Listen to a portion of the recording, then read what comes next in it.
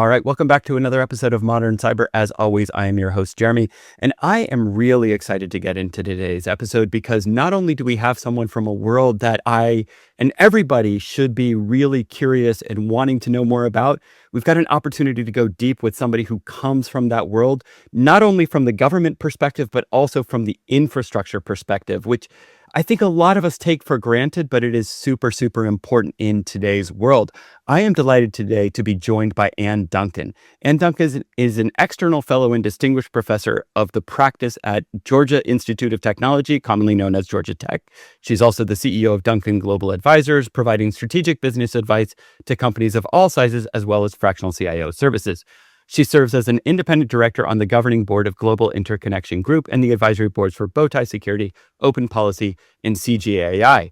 And if, like me, you're thinking, oh, Ann Dunkin, I feel like I know that name, that's because during the Biden-Harris administration, Ann served as the CIO at the U.S. Department of Energy, a pretty high-profile, big job. We're going to ask a few questions about that today, but she managed a $5 billion IT portfolio and a $1 billion high-performance computing budget, and she spearheaded initiatives in cybersecurity, cloud migration, and digital transformation at the DOE, aligning IT advancements with the mission to promote energy efficiency and environmental stewardship.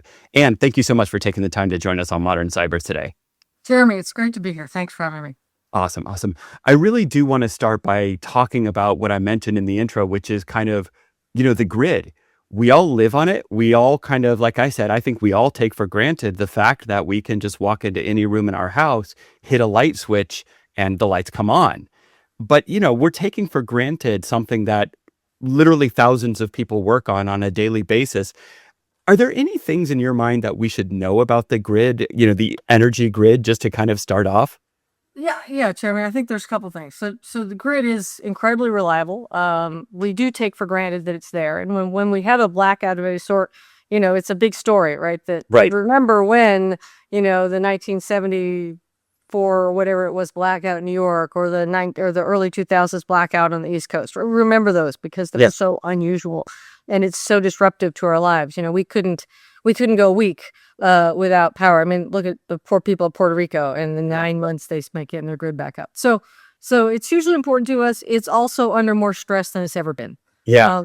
So between climate change and the natural disasters associated with climate change and the increasing demands on the grid for power from data centers driven by AI, it's really unprecedented times for us looking at the grid in its modern form, and it definitely has some challenges. A lot of aging infrastructure out there. Yeah. Is the main growth demand driver really is data centers, or is that something that, we hear about because it's a big headline story because of also things like NIMBYism and, these data centers that a lot of people, myself included, think are not particularly attractive buildings. We know they're necessary, but, nobody wants one in their backyard, for instance, because it's not a pretty neighbor to look at. But is the data center boom really the main growth sector on the grid demand? It really is. If you look at the grid, our demand has been pretty flat for decades, and it's we've brought more people on, more capabilities, but we've found ways to be more efficient, and so it's been really stable. And now the projections are sort of all over the map in terms of it could be 2%, it could be 20% of what we're going to see over the next decade. But definitely we are seeing real power demand growth driven by AI and data centers. And I'll also add that the desire to bring back manufacturing to the United States, which honestly so far has not moved the dial, right? So the current administration is trying. The previous administration had targeted specific things, semiconductors, other high technology that we felt was super important for national security. And we were moving that dial a little bit. And so we're seeing some demand growth, say, in Arizona, where a lot of those factories are. But this general desire to bring manufacturing back, if we bring more heavy manufacturing to the U.S., that will increase that load as well. So if you start just thinking about bringing aluminum smelters, bringing car manufacturing in greater amounts, right? All that is big demands on the power grid. Okay, so those are big consumers too to keep an eye out for if that stuff does end up getting a little bit further along. Yeah, interesting. Now you mentioned something else that I want to kind of get into, and obviously for our audience with the cybersecurity focus, you talk about aging infrastructure. Whenever I hear aging infrastructure from an IT perspective, I always think about like the worst breach I ever suffered as an IT practitioner was on aging infrastructure. It was a server that, honestly was outdated past its end of life, but we were still using it. There were no patches available for it anymore, no updates coming for it. And, lesson learned, I got burned pretty bad at that organization at the time because I should have retired it. Is that true also in the context of, let's say, the energy infrastructure and the grid? Is there stuff that's probably past its sell-by date? There absolutely is. I think the interesting thing about about energy infrastructure or any sort of big critical infrastructure is the oldest stuff isn't your problem Okay. in terms of cybersecurity. The really old stuff, right? Think about a nuclear power plant. Yeah. Our older nuclear power plants are almost completely air gapped, right? And Okay. and while I'm not one who wants to rely on the idea that you can air gap something, I mean, we're talking about analog controls. We're Right. talking about Right. things that are super difficult to hack into because there's nothing to hack into in many Yeah. cases. Yeah. There's no TCP/IP stack. How are you going to connect to it? Got it. Exactly, exactly. So some of the oldest stuff is not a challenge, but certainly there are a lot of newer things in the grid. If you think 15, 20, 25 years ago, that's where you start to see risks. And you start to see risks, bigger risks, with the newest things that are in the grid, because the grid used to be this very simple one-way system. Power goes to consumers. It doesn't come back from consumers, things like that. And now you have two-way traffic on the grid in terms of power, and you also have lots of IoT devices sitting on the Yeah. grid. Yeah. So in my house in California had an inverter, and that's a consumer. Not only is the inverter basically a consumer grade product that, by the way, we found inverters that phone home to China. Right. We've also, it's on my personal network. Now, how secure is my network? Well, mine was pretty secure, but the average consumer's got an inverter? Maybe not. Yeah. And you've got smart meters that beam out signals and people drive by and pick them up, or even they don't even drive by and pick them up now. They're just connected directly to the internet. And so there's just all sorts of devices that the grid was never designed to have on it. Yeah. But these home devices, I always think to your point about, maybe you had a secure home network and I've done some work on mine as well. But I always think that the general rule of thumb is it's as secure as the defaults. Right. Because for the, 90+% of consumers, they're going to take the thing out of the box. They're going to maybe, if they're good citizens, change the default admin password on the device, Mhm. but maybe not. And then they're just going to plug this thing in and go. Yep. And so, that's the defaults that I always think about and kind of worry about a little bit. But to your point, you know, we've got now all this flood of devices, but these IoT devices, these are generally kind of low power devices. Mhm. So it's more, let's say, a data question than it is a grid demand question, right? Yes, that's about, yeah. I've switched you from demand Right. to security, right? So yes, Yeah. it's a someone getting into the grid through my insecure router and traversing, say, to a substation control network or to a control system for a section of the grid, Yeah. and then being able to do harm there. Yeah. And one of the challenges that I always worry about in this context, and you can correct me if I'm off base here, but we've got a guy on our advisory board named Mikko Hyppinen, who's a well-known kind of author in the cybersecurity space. He's done some TED Talks on this stuff. And he had this point that he made a couple of years ago, and even what became the title of his book, If It's Smart, It's Vulnerable. And the point is, we've shipped out all these smart IoT devices, whether it's refrigerators, doorbells, cameras, Mhm. whatever the case may be. They generally aren't getting updates. If they are getting updates, they're kind of, best effort of the home consumer who, again, in your case, in my case, we might look for BIOS updates and we might actually flash our devices and try to keep them up to date. But again, the average consumer probably isn't going to do that. And they ship with vulnerabilities that are probably not known at the time and, let's just give the benefit of the doubt, probably not known at the time, but get discovered later on. But then they continue to live on our networks at home. And so like, this kind of like ocean of vulnerabilities out there is something that always kind of concerns me a little bit. Do you think about that the same way? Is that something, is that kind of the direction that you think? Yeah, I think about that. And in fact, a couple nights ago, I was, checking my IP address reputation. Just, let me just see what's going on. Has anyone picked anything up that I'm not aware of? But the average person doesn't even know what an IP address reputation is, much less check to see if they're getting reported. So yes, I worry. I worry a lot less that the control room at Southwestern Power Administration is going to get hacked or have a social networking. Excuse me, a social engineering. Yeah. Yeah, well, not social networking. We got enough of that. A social engineering hack on them. Than I do that. Someone is just going to leave their network vulnerable. They're going to find their way in, and the next thing you know.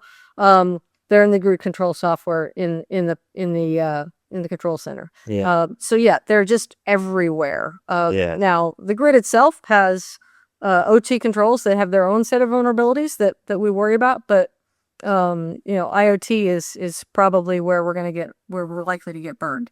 Yeah. And IoT has already been, pretty well established that a lot of IoT devices are used in botnet attacks and things like that because of some of these vulnerabilities. I want to come back to the, kind of the national level grid for a second. And I want to get an understanding because I think I have a little bit of an understanding, but again, I could be off base. Is there a national grid? Are there regional grids? Is there a national grid that's composed of regional grids and there are state level grids? What's the right way to think about that layout? Yeah, it's a complicated question. Okay. I mean, the best way to think about it is three pieces, right? Okay. There's a West grid, there's an East grid, and there's Texas. Okay. And Texas is completely disconnected from the rest of the U.S. grid. Okay. There are some really funny stories about that, including so there's some laws that say if you deliver power across state lines, you have to. There's certain laws about that. And years ago, someone was trying to comply with the law and ran a cable across the river from Texas into Oklahoma, and it took them months to figure out who had connected their power grid. But the other thing is that one of the DOE power providers, Southwestern Power Administration, does serve power to Texas, but when they do, they shut off their connection to the rest of the grid, and then they serve power to Texas, and then they reconnect to the rest. Okay. Because the Texas grid, ERCOT, is isolated by law. So it's bizarre. And it is a vulnerability for us because it makes it difficult to balance power across the United States. And in fact, that was part of their problem in 2021 when they had, winter 2021, when they had that cold snap that they really weren't prepared for. They had a bunch of assets offline and had tremendous loss of power and in some cases lives. A few people, a lot of livestock were lost in Texas that winter. Partly because they didn't have the backup of the rest of the grid. So the East and the West interconnect in a few places. Okay. And it's definitely not a national grid. It's a very weak interconnection, and that is also a weakness of our grid. And then there are regional grid operators that operate the grid within the interconnection areas. So you have a bunch of different people operating the grid, and then you have a bunch of utility companies below that delivering power to people. That's the sort of the simplest description I could give you. Okay. I'll go with it. I'm not sure that I understand all the nuance, but that's, we could be here probably for days to try understand all of that. Conversation. Yeah. So let's just go with this at this level of understanding for now. Yeah. There's something in what you said that I want to try to make sure I understand correctly, because you said there's some weakness in some of the interconnectivity, and obviously some weakness in Texas being disconnected. But from that perspective, the network security guy in me goes, well, no, there's microsegmentation. We've limited blast radius. That's a positive thing, right? But am I conflating like transmission of electricity from transmission of data, and those are separate things? Yeah, they're separate things. Your power, your data will run separately. And from a power standpoint, it is a dance, right? You want as much interconnection as possible to have as much redundancy as possible. Okay. But you also want the ability to disconnect people when you start to see a problem, right? Because your goal is, if you have a failure, you want to isolate that as quickly as possible. Right. So that, 10 houses or a suburb or a city fail, as opposed to taking down like what we saw in the Northeast blackout in 2003, I think, where we had there was one problem and it cascaded across the entire Northeast. So the goal is both to be able to share power and to back each other up, but also to be able to disconnect quickly when needed. And that used to be entirely a manual process. Yep. And over time, right, that's become more and more automated. So you see a spike in frequency, because frequency spikes are a huge problem on the grid.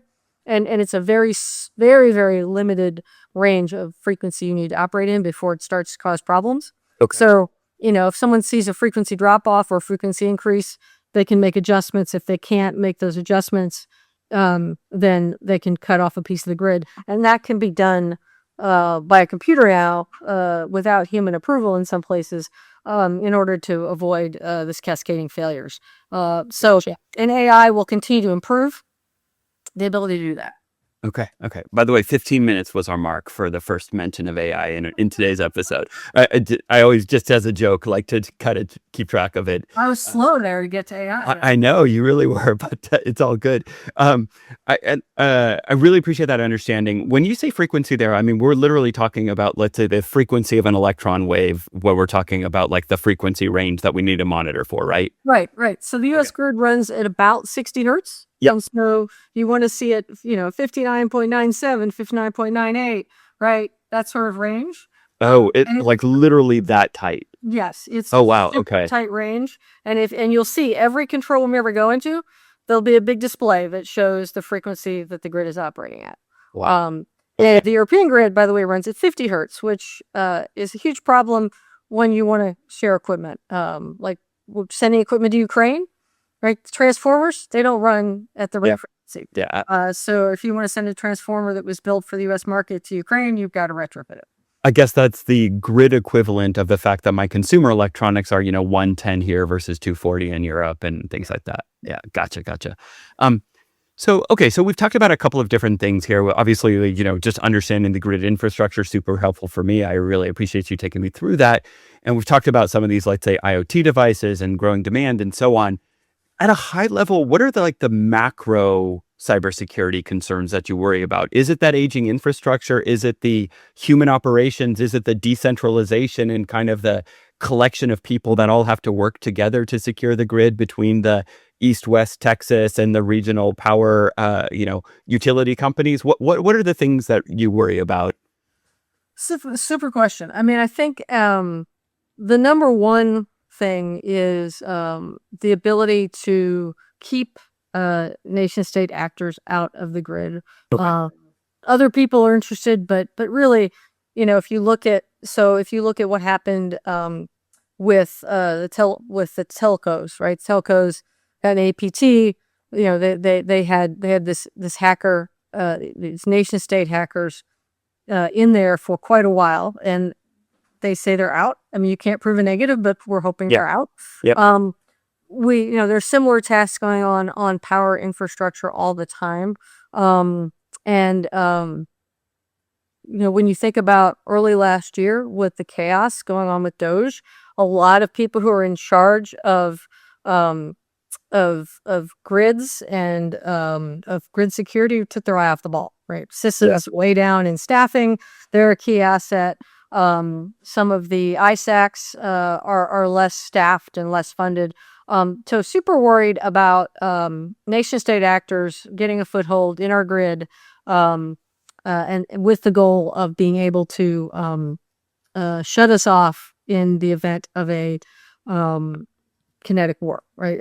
Or in the prelude of a kinetic war. I'm actually surprised that we've not seen any activity by Iran in our grid this week. And they are not the best hackers, but they're not incompetent either. So yeah.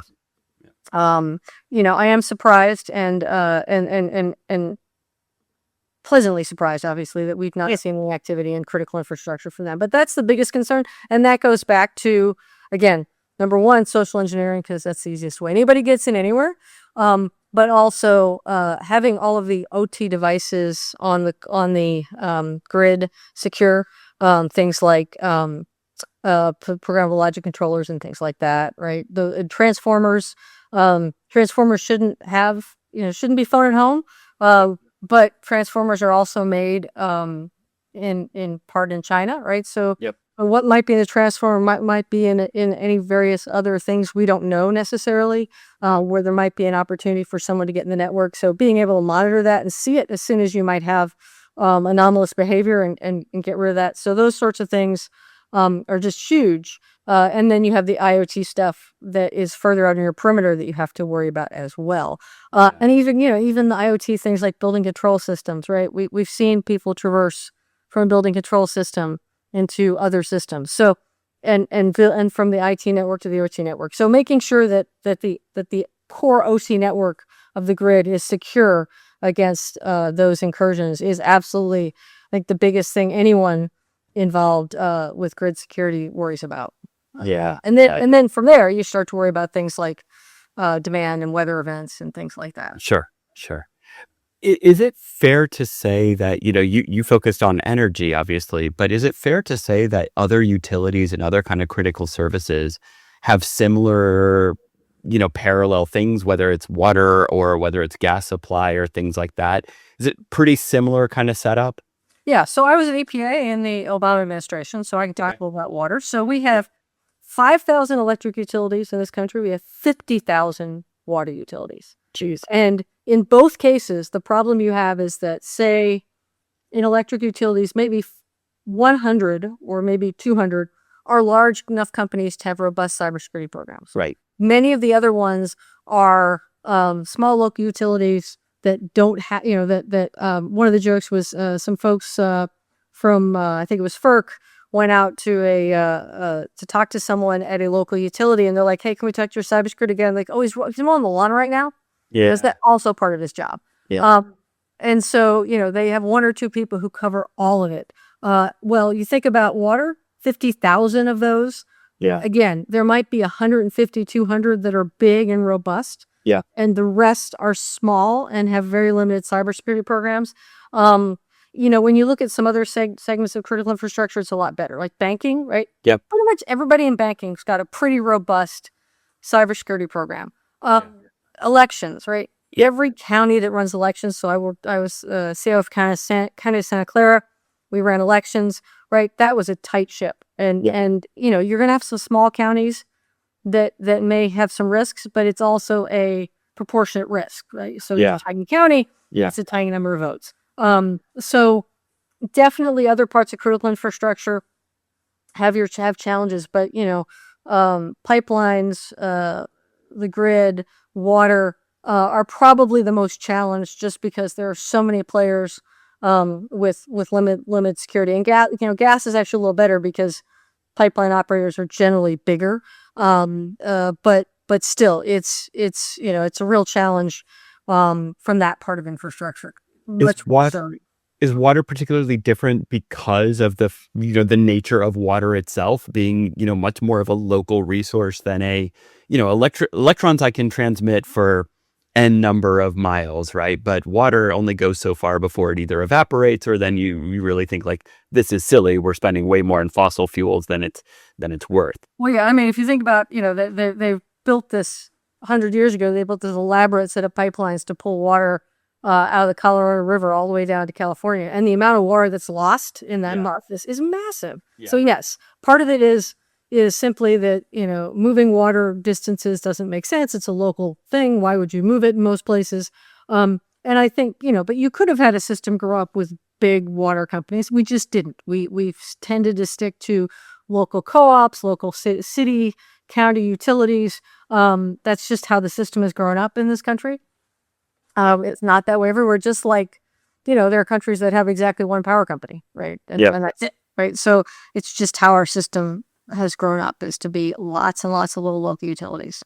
Yeah, yeah. I want to get back for a second, to the topic of kind of the national security concerns around all of these critical resources. We talked about kind of the nation states and so on. Is the right way to think about, like, okay, what would be the primary concerns? The primary concerns would be disruption to daily lives, right? It would really be the, turning off the grid, making, electricity unavailable for hospitals, for critical medical services, things like that. Are there other concerns from a national security perspective that you have around nation states, or it really is kind of denial of service? I mean, I think number one by far is that denial of service. But I would also say that that denial of service can be physically destructive. So it could Yeah. be, you know, you think about, right, Russia has very much targeted Ukrainian power Yeah. for destruction. Consistently. You could see something similar in that a cyber attack becomes destructive. Yeah, Russia has consistently attacked, the Ukrainian power grid, by bombing transformers. And I don't think you're going to see anyone, in a situation where they're bombing our transformers. We have these lovely oceans that protect us from a lot of things. But we've certainly seen cyber attacks that can result in physical losses. Right. You think about, Iran losing its centrifuges to an attack, that I can't attribute, but we suspect we know where it came from. So the same thing could happen here, where not only do we have a temporary disruption, but we have a long-term disruption because a lot of transformers or other assets get destroyed. And currently, I think the lead time for a transformer is 3 years. Oh, wow. It's not like you're going to be able to get a bunch of transformers out. A lot of utilities, a lot of big utilities do have transformers sitting in their yards, but lead times have become so long that in many cases those transformers that sitting in their yards have now been used and they haven't been able to replace them. Yeah. So yeah, the number one thing I think that I worry about with the nation state actors is a denial of service, and you might see it as a instantaneous look at what we can do to you, or you might see it as a much more disruptive experience trying to distract us or disable us while other things are going on in the world. Yeah. I mean, that's a legitimate concern and certainly something that I can imagine if I had, your former role would have kept me up at nights at time potentially. So, Yeah. So yeah, I would comment that I would say, we think that the Chinese have expressed that they're planning to take Taiwan in 27. They've not been shy about that. If in fact they were to do that, I think you could expect significant attacks on our critical infrastructure as a prelude to that, to try and distract us. yeah, makes a lot of sense. I'm curious in your previous role, and for those who are in that role right now, I know a lot of these utilities and kind of critical services, they're regulated, right? So they have compliance standards, they've got checklists, things that they have to go after. But I always, you hear this expression, security is not compliance, compliance is not security. It's this balance, right? Where yes, you have to be compliant. Like that's obviously required. But then there's risk management that you have to think about above that as well, right? Absolutely, and I've talked a lot about this when I came to the government during the Obama administration. We were really all just checking off the compliance lists and not looking at risks, and really talked about that a lot. And when I came back in the Biden administration, it was clearly different, which is good. But as we pile more compliance on, whether it's government, whether it's the private sector, whoever it is, we run the risk of people going back to only worrying about compliance. So I tell people, do your risk management, do your risk register, and you can build the compliance component into that and say, there's a risk of non-compliance. I still might find that something is more important than complying when I look at the whole thing. Certainly for federal CIOs, you couldn't comply with everything that was asked of you. And so you had to do that risk management and not comply with everything. Compliance with FERC and NERC and local regulations are just table stakes for utilities. They've got to do it. But that does mean that they sometimes are not acting on all their highest risks because they can't stay in business if they're not in compliance. So it is a huge issue when people get too focused on compliance and not enough on risk management. Do you have any tips on how to balance that? Because it's a fine line to walk. Because it's like, okay, great, I've got my compliance standard I got to do. Great, table stakes, as you said. I've got risk management, and I've got risks that I know about, and that might be coordination risk or people leaving the organization or whatever the case may be. But then I've got a threat model that I might actually want to think about if I zoom out and I think about like, where am I vulnerable? Where am I likely to be attacked? It can be overwhelming, I think, for a lot of people, especially as they step into a leadership role, maybe for the first time, where they're having to find the right balance. Because like no matter what you do, there's always some risk, and it's always just finding the right level of acceptable risk that you can operate and move forward. How do you think about it personally? Yes, and before I answer, I'm just going to say that there's a layer of complexity added to that in the power grid because all the ratepayers want to minimize the cost of the grid, Yeah. minimize the utility cost, and so our utility our grid operators are funded by ratepayers. Even the parts the federal government runs, the federal government doesn't actually put any money into it. It's all ratepayer funded. So these folks who are doing this work are operating without enough money to do cybersecurity. So they are on top of that problem and say, oh, I think it goes back to doing three things, right? So first, having a strategy. Okay. A second, having an operating plan. And the third, evaluating risk against your environment and those things. So I mentioned risk registers a minute ago. Yeah. But, I'm just going to harp on risk registers. It's like spend the time to understand the threats and say, how likely is this going to happen? What's the impact? And there, however you want to do that mathematically, it doesn't, it almost doesn't matter how you do it mathematically as long as you have your own consistent mathematical formula so that you can then rank stack, those things and say, this is, my highest priority that I need to get to.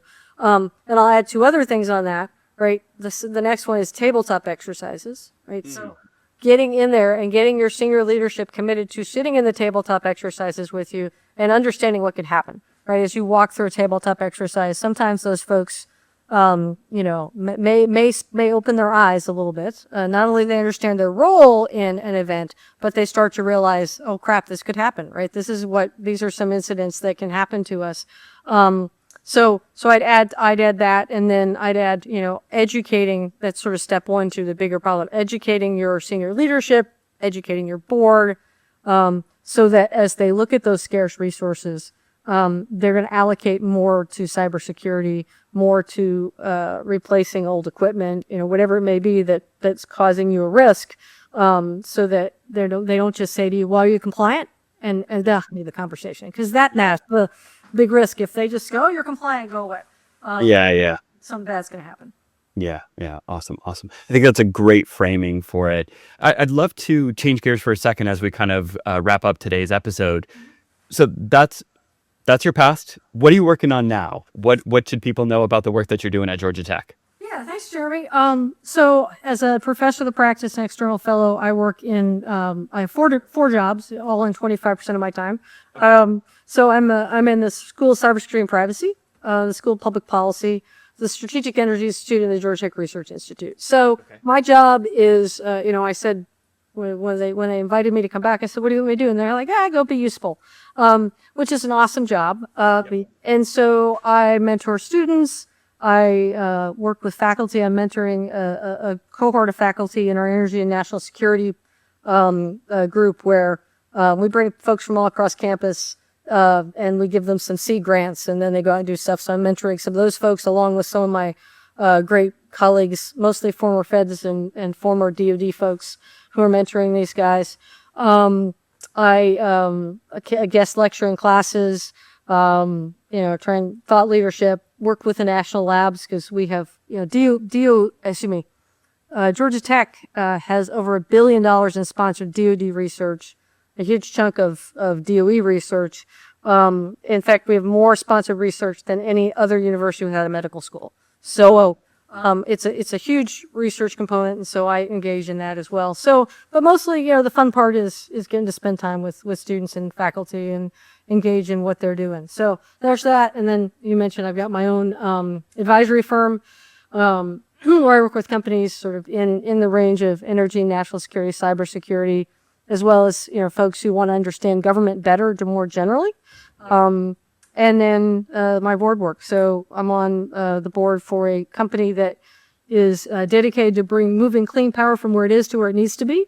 And so building undersea cables to do that with global ambitions. We're really excited about that. And I'm always, looking to expand my board portfolio. That's sort of my transition over time here is to do more board work and less of the advising. I also do private briefings and speak at events. So, I just busy as ever.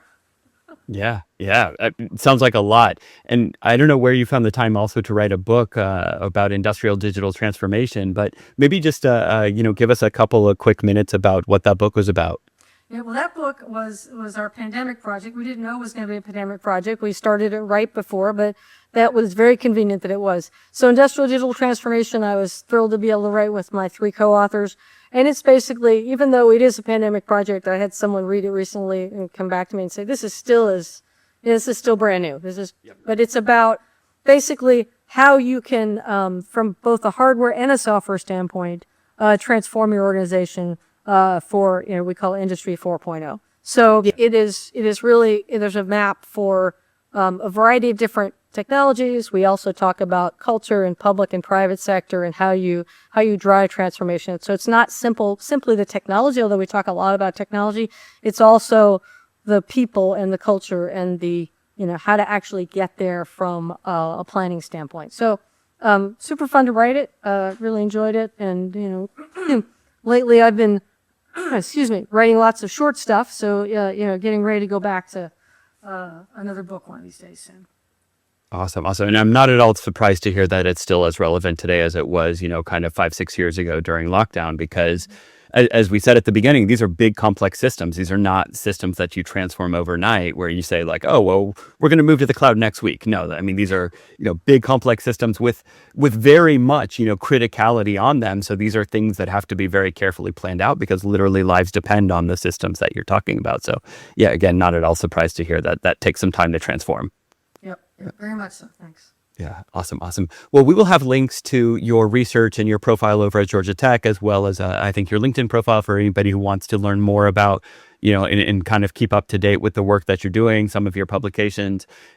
Until then, I will say, signing off from the Modern Cyber Podcast. Ann Dunkin, thank you so much for taking the time to educate me and our audience on the grid, on some of the threats, some of the risks, some of the management, all the things that we, again, take for granted, but are such a critical part of our daily lives. Thanks for taking the time to join us on Modern Cyber. Thanks, Jeremy. It was a lot of fun. Awesome. Awesome. To our audience, rate, review, like, subscribe, all that good stuff. Please share this episode around. I really think it's important for people to understand that, we all work in IT, we all work in cybersecurity. None of that happens without electricity. So take the time to share this episode with somebody else who is working in the space to get an understanding for what we all take for granted. And we'll talk to you next time. Bye-bye.